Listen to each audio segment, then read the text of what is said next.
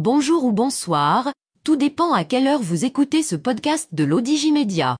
Notre chroniqueur invité, Gabriel Bannon, partage son avis et ses réflexions dans un article qu'il a intitulé « La France est-elle toujours une démocratie ?»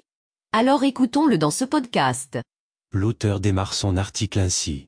L'entêtement mêlé d'orgueil dont l'actuel président de la République fait preuve ces jours derniers face à l'ampleur des manifestations populaires à l'encontre de la réforme des retraites, illustre le proverbe français « Il n'y a pas plus sourd que celui qui ne veut pas entendre ».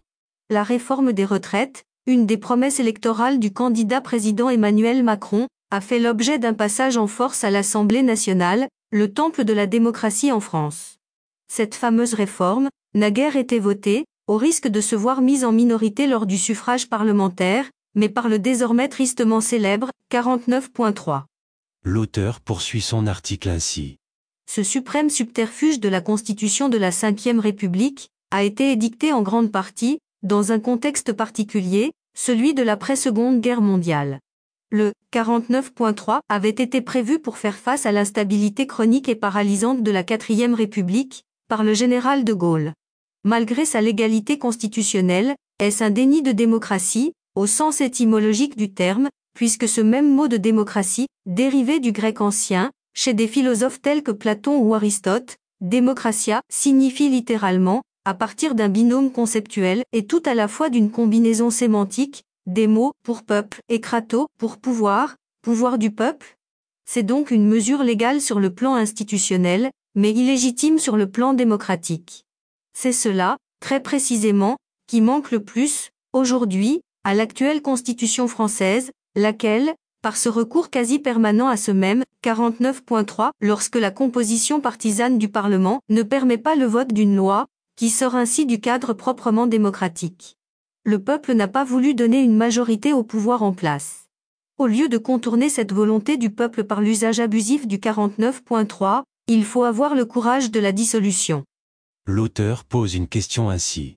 La Ve République vit-elle une crise de régime, plus encore que politique ou sociale ?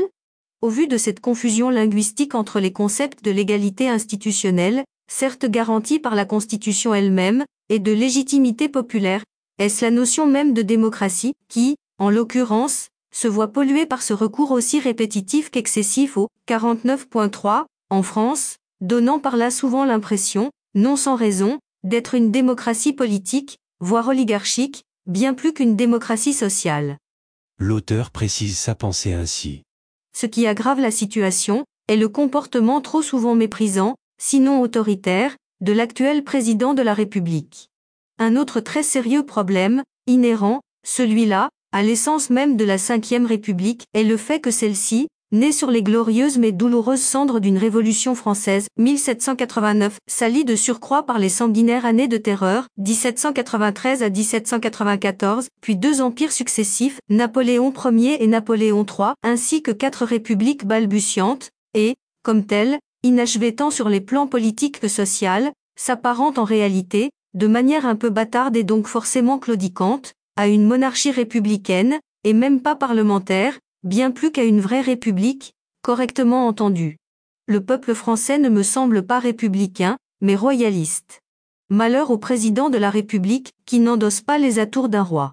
Hollande, qui se voulait un président normal, en a fait l'amère expérience.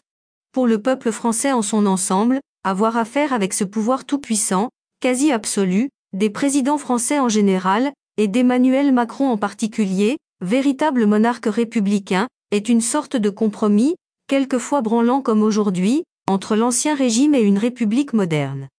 L'auteur pose la question ainsi. Macron, ce monarque républicain, confondrait-il donc république et monarchie ? C'est cela, que vit ces jours-ci la France d'aujourd'hui, avec cette méthode autoritaire de gouverner d'Emmanuel Macron, une crise de régime, bien plus encore qu'une crise politique ou sociale, et dont l'actuel, vaste et profond mouvement de protestation populaire n'est donc, par-delà même sa compréhensible contestation de cette réforme des retraites, qui n'en est, au fond, que l'explosif révélateur, que le symptôme le plus ponctuel, tangible et visible. Le monarque Macron, pour son second mandat, a finalement été élu, au second tour des présidentielles de 2022, par défaut, bien plus que par adhésion à son programme ou sa personne.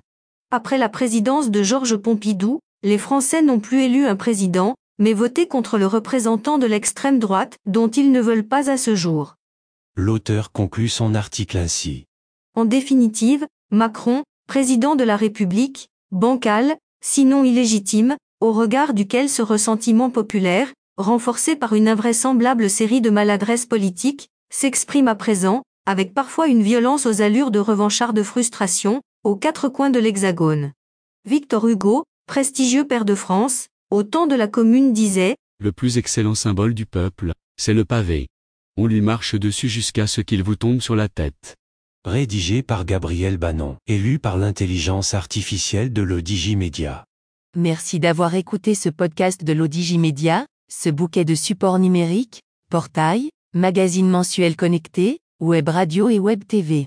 N'oubliez pas de télécharger notre application l'Odigi Mobile sur Play Store et de vous abonner à notre chaîne YouTube l'Odigi TV. Vous pouvez, aussi, nous suivre sur nos réseaux sociaux, Instagram, Facebook, TikTok, LinkedIn et Twitter. Ou encore, vous inscrire sur notre newsletter quotidienne à partir du portail lodigi.ma. Alors, on se dit au prochain podcast de nos chroniqueurs invités. Et à très bientôt, si et seulement si vous le voulez bien.